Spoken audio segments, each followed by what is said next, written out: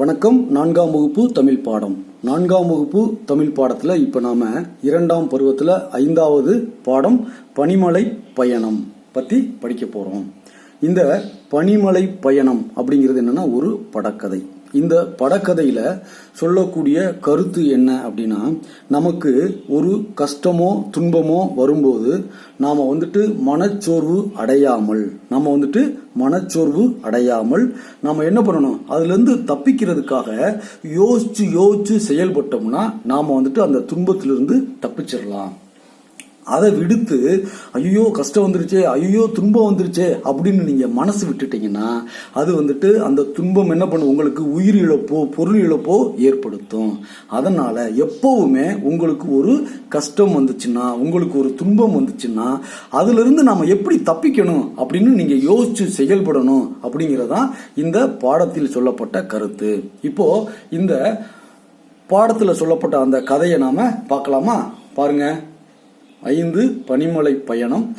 ஓர் அடர்ந்த காட்டில் நரி, மான், ஓநாய், வரிக்குதிரை ஆகியன நண்பர்களாய் ஒற்றுமையுடன் வாழ்ந்து வந்தன. பாருங்க, என்னன்னது சொல்லுங்க. நரி இல்லையா, அடுத்தது என்னது மான், அடுத்தது ஓநாய், அடுத்தது வரிக்குதிரை, நண்பர்களாய் ஒற்றுமையுடன் வாழ்ந்து வந்தன. சரி, அருகில் இருந்த பனிமலை காட்டில் சிறுத்தை ஒன்று நண்பர்களுடன் வாழ்ந்தது. அருகில் உள்ள பனிமலை காட்டில் அங்கெல்லாம் என்ன இருந்தது, சிறுத்தைகள் நண்பர்களுடன் வாழ்ந்து வந்தது. புரியுதுங்களா? இப்போ அந்த பனிமலை காட்டுல இருந்து ஒரு சிறுத்தை இந்த காட்டுக்கு வரும்போது அப்ப எல்லாருமே வாருங்கள் சிறுத்தையாரே, உங்களை வரவேற்பதில் மகிழ்ச்சி அடைகிறோம் அப்படின்னு இவங்க சொல்றாங்க. உடனே சிறுத்தை மிக்க மகிழ்ச்சி, நண்பர்களே, அடுத்த வாரம் பனிமலை காட்டில் திருவிழா, நீங்கள் அனைவரும் அவசியம் கலந்து கொள்ள வேண்டும் அப்படின்னு சிறுத்தை இந்த 4 பேத்தையும் விழாவுக்கு கூப்பிடுது. புரியுதுங்களா? இப்போ இந்த 4 பேரும் என்ன சொல்றாங்க, நாங்கள் அவசியம் வருகிறோம், நன்றி நண்பர்களே அப்படின்னு சிறுத்தை சொல்லுது. இப்போ இவங்க வசிக்கிற அந்த காடும், அந்த பனிமலை காடு இருக்கு இல்லையா, அந்த பனிமலை காட்டுக்கு நடுவுல இடையில ஒரு பெரிய ஆறு இருக்கு. அந்த ஆறு நம்ம எப்படி போகணும், போட்ல ஏறித்தான் நம்ம கடந்து அந்த பனிமலை காட்டுக்கு போகணும். அப்போ அனைவரும் ஒரு படகில் புறப்பட்டனர். புரியுதுங்களா? படகில் புறப்பட்டனர். போகும்போது ஏலேலோ ஐலசா ஏலேலோ ஐலசா அப்படின்ட்டு அப்படியேவும் பாடிக்கிட்டேவும் போட்ல போறாங்க. போகும்போது பாத்தீங்கன்னா திடீரென்று ஆற்றில் நீரின் வேகம் அதிகரித்தது. படகு ஒரு பக்கமாய் சாய்கிறது. திடீர்னு என்னாச்சு, ஆற்றுல தண்ணி அதிகம் வரும். என்னாச்சு, அந்த படகு ஒரு பக்கம் சாயுது. ஐயோ படகு சாகிறதே, என்னவாயிற்று அப்படின்னு அப்படியே சத்தம் போடுறாங்க. போடும்போது பார்த்தா அங்க இவங்க சத்தம் கேட்டு அவர்களை ஒரு முதலை பார்த்தது. டேய் பசங்களா, எங்க போறீங்க அப்படின்னு அந்த முதலை கேக்குது. இந்த முதலைய பார்த்தோன்னே எல்லா பேத்துக்கும் என்ன ஆயிருச்சு, கொஞ்சம் பயமாயிருச்சு இல்லையா? உடனே முதல்ல சொல்லுது, என் முதுகில் ஏறிக்கொள்ளுங்கள், உங்களை கரையில் விடுகிறேன் அப்படின்னு சொல்லுச்சு. உடனே ஐயா முதலையாரே, உங்கள் எண்ணம் எனக்கு தெரியும், முதுகில் ஏற்றி எங்களை சாப்பிட நினைக்கிறீர்கள் அப்படின்னு நரி சொல்லுச்சு இல்லையா? முதல்ல பிளான் போட்டுருச்சு. இன்னைக்கு நம்மளுக்கு நல்ல இறை கிடைச்சிருச்சு, இவங்களை ஏமாத்தி நம்ம சாப்பிடணும் அப்படின்னு அது சொல்லுச்சு. முதுகுல ஏறிக்கொள்ளுங்கள்னு சொல்லுச்சு. ஆனா அந்த நரி என்ன பண்ணுச்சு, உங்கள் எண்ணம் எனக்கு தெரியும், முதுகில் ஏற்றி எங்களை சாப்பிட நினைக்கிறீர்கள் அப்படின்னு சொல்லுச்சு. உடனே முதல்ல ஆஹா நல்ல விருந்து, இன்றைக்கு ஒரு பிடி பிடிச்சிட வேண்டியதான் அப்படின்ட்டு என்ன வந்துச்சு, அதுல நெருங்குச்சு. அப்போ இந்த நரி சொல்லுச்சு, ஆகா இந்த முதலிட்ட நல்லா மாட்டிக்கிட்டோம் இல்லையா, அப்ப நம்ம தப்பிக்கிறதுக்கு தானே வழி யோசிக்கணும். கவனமாக கேளுங்கள், இப்படித்தான் ஒரு முதலை கடந்த வாரம் எங்களை போன்ற விலங்குகளை அடித்து சாப்பிட்டது அப்படின்னு ஒண்ணு சொல்லுச்சு.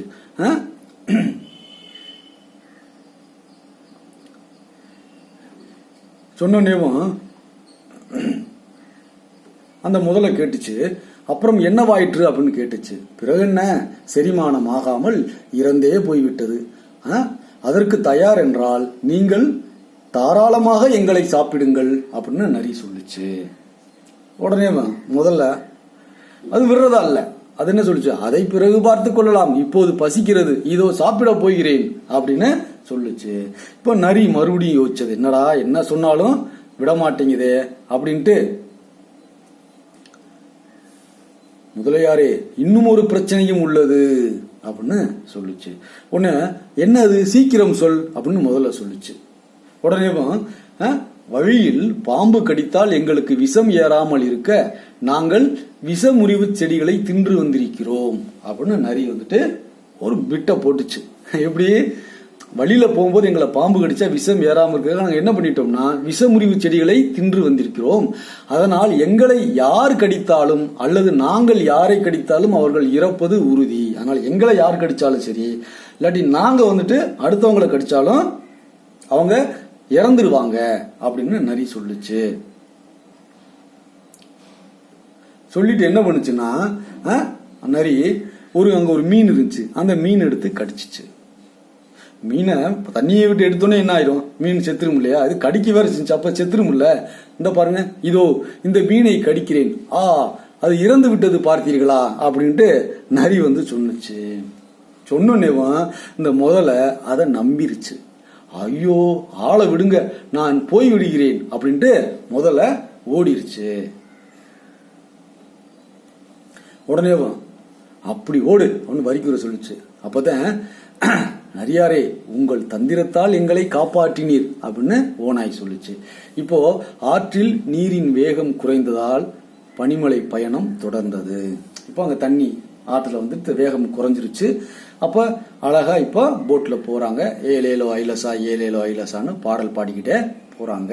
போனா அங்க அந்த பனிமலை காட்டுல திருவிழா இல்லையா, வாருங்கள் நண்பர்களே பனிமலை திருவிழாவிற்கு வந்ததற்கு நன்றின்னு சிறுத்தையெல்லாம் வரவேற்கிறாங்க. இவங்க அந்த திருவிழாவில் கலந்துக்கிறாங்க. அப்ப அன்னைக்கு பார்ட்டி வைக்கிறாங்க. அப்ப நரியின் புத்தி கூர்மையை பாராட்டி அனைத்து விலங்குகளும் விருந்துண்டு மகிழ்ந்தன அப்படின்னு இந்த பாடம் முடியுது. அப்போ இந்த முதலைட்டு இருந்து தப்பிக்கிறதுக்காக அந்த நரி சொன்ன ஒவ்வொரு யோசனையும் இருக்குங்களா, யோசிச்சு எப்படி தப்பிக்கலாம், செரிமானம் ஆகாது, அதுக்கப்புறம் என்னது, நாங்க